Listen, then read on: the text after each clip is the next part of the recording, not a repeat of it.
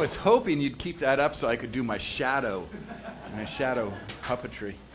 Thank you very much to Mark Rylance and Andy Brennan for preparing that video.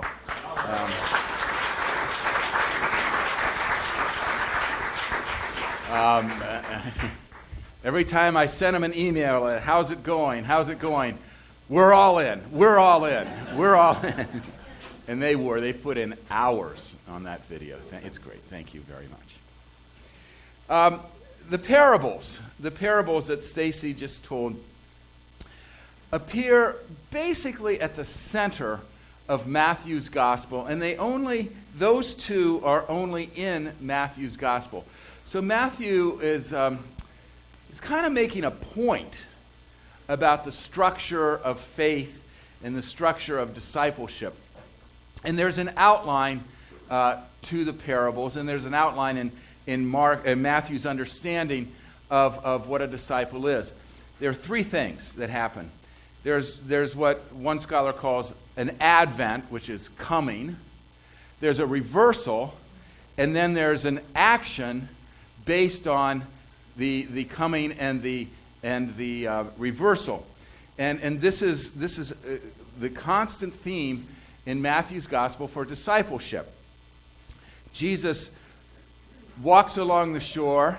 He comes into the life of the disciples, of the fishermen, and he says, "Follow me."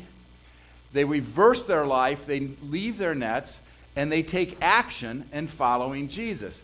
In the Sermon on the Mount, for example, Jesus says, if you are asked to go 1 mile, go 2. Jesus comes into our life with that teaching.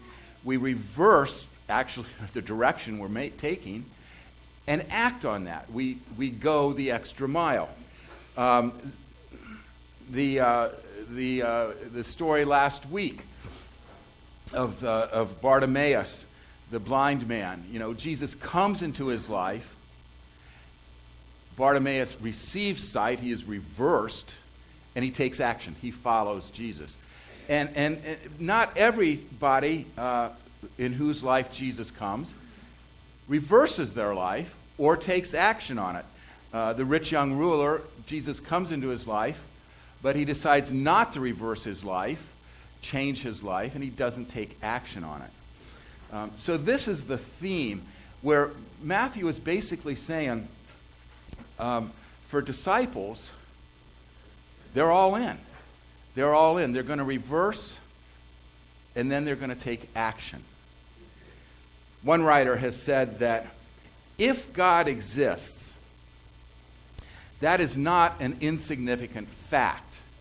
It is, in fact, a fact that all other facts in a person's life must line up with. If God exists, one must do some radical rethinking of all the other facts in their lives. So discipleship is a serious thing. Jesus is not looking for admirers. He's looking for followers who are all in. So the first parable, the focus is somewhat on the treasure. The kingdom of heaven is like a treasure hidden in a field. The person stumbles upon it, and they probably stub their toe on this treasure. They see that it's very valuable. They hide it, and then go by the field, and so they can have the treasure. I liken this to like a rummage sale. You're going through a rummage sale. You're not quite sure what you're looking for, but you stumble upon something. And I've done this, and I've seen people do it. They find that top coat, that Burberry top coat. That, my gosh, it's only $1, But they don't have any money on them. So they hide it. They hide it and they bury it in the back or under other stuff. Oh, none of you have ever done that, have you? And they go home and get their money, and they buy it. They buy it because what a great deal. It's like going through a garage sale, finding that portrait, that finger, color by numbers thing, and then taking it off, and there's an original Rembrandt, you know. Oh my gosh, you know. Susan and I, 2 weeks ago, went to Amish country for a weekend. Never been there up in Holmes County. And on Friday, we toured Millersburg and Berlin and Kidron up in the north, and Walnut Creek and Sugar Creek, and did all of that. And we were going through all the stores in Berlin, and quilts and cheese and sausage, and it was just heaven.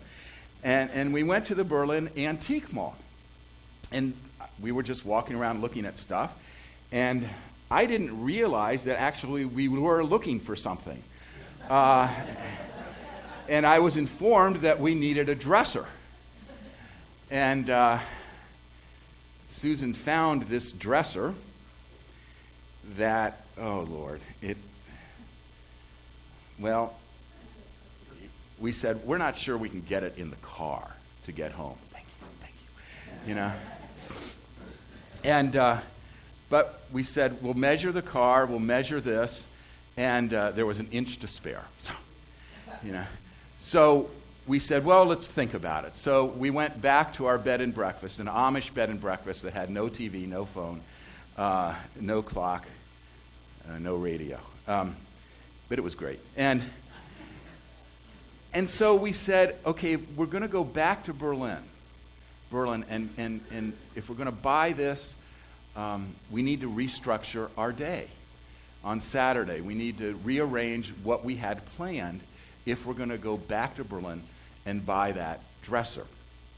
And we went back to Berlin and decided to buy the dresser, which I had put gas cans in front of just in case. And Susan went out and got the car emptied and all arranged so we could carry it out. And I'm thinking, gosh, this is a big dresser. How am I going to do this? And this Amish woman who was their salesperson said, I'll get a cart. She got the cart, and I looked at the dresser and I thought, how are we going to get this on the cart? This is heavy. Before I even got my question out, she had lifted it, and put it on the cart. And as I was following her, pushing it out, I said, my wife thinks this is going to be easy to strip. And she said, oh, I don't think so. I don't think so. And she said, Deine Frau ist verrückt. And I said, yeah. And we got it home, and I started stripping it. And it really is hard. There are several coats of paint. There are several coats of varnish and shellac. And whenever I get a spare hour now, I change into my dirty clothes and start to work on it. My hands are burnt. My legs are burnt. My nails are really dry and cracky. But I'm all in. I'm all in. We found this treasure, and I'm all in working for it. I mean, it really has reversed my time. It has, I'm devoting a lot of time to this, and it's going to be beautiful. It's beautiful. It is, it's solid oak, and God knows why somebody would paint something like that. All in. It does change our life and how we do it. And if we're not all in, you wonder, how committed are we? The second parable, it focuses on the merchant. The merchant is looking for that fine pearl. It's like intentionally looking. And we've intentionally looked for the right house. We've intentionally looked for the right dress. We've intentionally looked for the right tie. And often when we find it, it costs more than we anticipated. I didn't want to spend that much money on a house. I didn't want to spend that much money on a dress. And we say, but it's worth it. Can we cut corners somewhere else? can we find money somewhere else? And we're all in. I think of the Morgan Freeman character in Shawshank Redemption following those directions that Tim Robbins left for him to that rare treasure out in the field, under a stone wall, under a beautiful tree. And he follows that, looking for that treasure that Tim Robbins left him. And he finds it. And it reverses his life. And he takes action. And he uses that money to go to be with Tim Robbins in Mexico, in the blue Pacific. What's the treasure? What's the treasure? Well, it's really not a house. It's not a shirt. It's not a car. It's not a dresser. It's not a Rembrandt. What is the treasure? The kingdom of heaven is like a treasure. Well, many people say it's God. Many people say it's Christ. Many people say it's finding that we have this God-shaped hole in our life, and we find that treasure that fills that God-shaped hole somehow. Maybe it's forgiveness. Maybe it's love. Maybe it's mercy. Maybe it's purpose and challenge. One person at Sermon Starters said, I wonder if we aren't the treasure, and that God is the merchant looking for us. If we're not the treasure hidden in the field, and God finds us, and God's all in for us. Wow, that's good. I think the treasure that we find is ourselves. We find who we are. I believe when God finds us, or we find God, we simultaneously discover ourselves and find our true humanity, that we do find our purpose, that we do find our place in life, that we do find wholeness and healing. That's what comes into our life. And we can reverse our life and take action on that to become more healing and more whole. Our hands are not used for grabbing and grasping. We reverse that, and our hands are used for giving and receiving. Our hearts are not used to be angry and vengeful. They're used to be thoughtful and forgiving. God comes into our life, and we find our true humanity, that the more we give away, the fuller we are, and the richer our lives are. Some people have said to me that King Avenue is the treasure. That King Avenue is the treasure. And it's not uncommon for Colleen and me to get an email where somebody says, I came to church last Sunday, and I couldn't believe it. I couldn't believe it. Got an email this week from a woman who was here 3 weeks ago. And she said, can I have a copy of the music? I want to show it to my minister, and I want our choir to sing it. I really hate it when somebody visits a church and says, this minister does it so well, why don't you do what this minister does? But I thought good.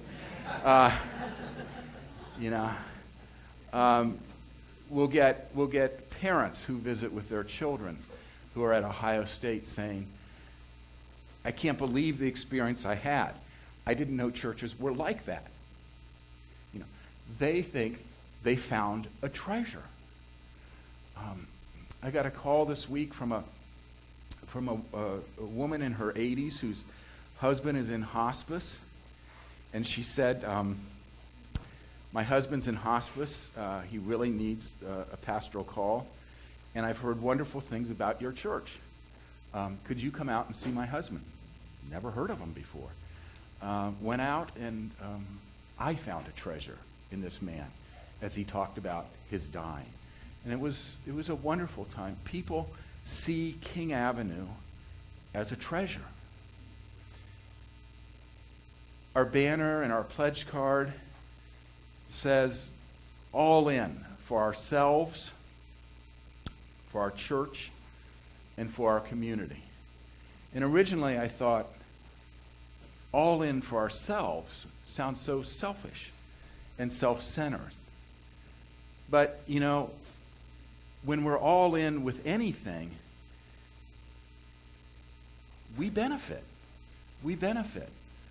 When I'm all in with love for Susan, I benefit. When I'm all in with a diet, I benefit. What the parable is saying is, when we're all in with our discipleship of prayer, presence, gifts, service, and witness, we are the ones who benefit. May we be all in with King Avenue. Amen. Amen.